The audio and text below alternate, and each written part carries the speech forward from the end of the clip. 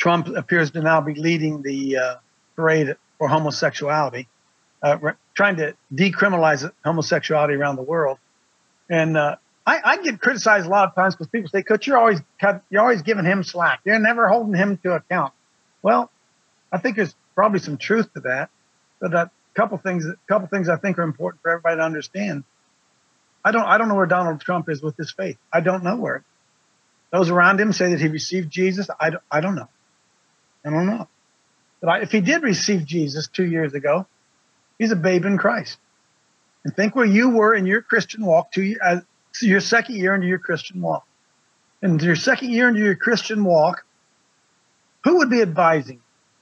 And would you have the spiritual understanding and know-how to really, really get, in fact, the message, the multi-messages coming from the pulpits in regards to abortion, homosexuality, speaking out in the culture, on and on and on. Depending on which denomination you were listening to, you couldn't possibly have an entirely different perspective than somebody else that calls themselves a Christian too.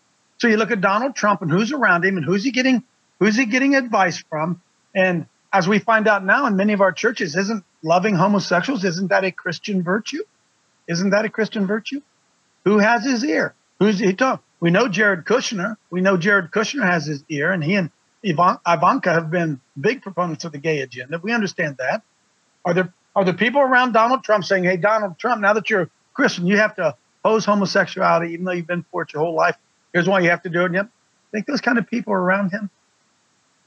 I just don't know. Paula White, yeah, Kevin, Paula White. I don't know. Listen, I don't know. But I continue to.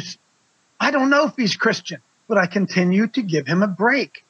I give him a break because, guys, he's not as deep a Christian as you are, or I am. I go out into society, I go out into culture, and I run into people who call themselves Christians, and I'm thinking, what? You're a Christian? What? Because that's why they call it being disciple, right? You have to be disciple. So President Trump appears to be trying. I thought about this also. He's trying to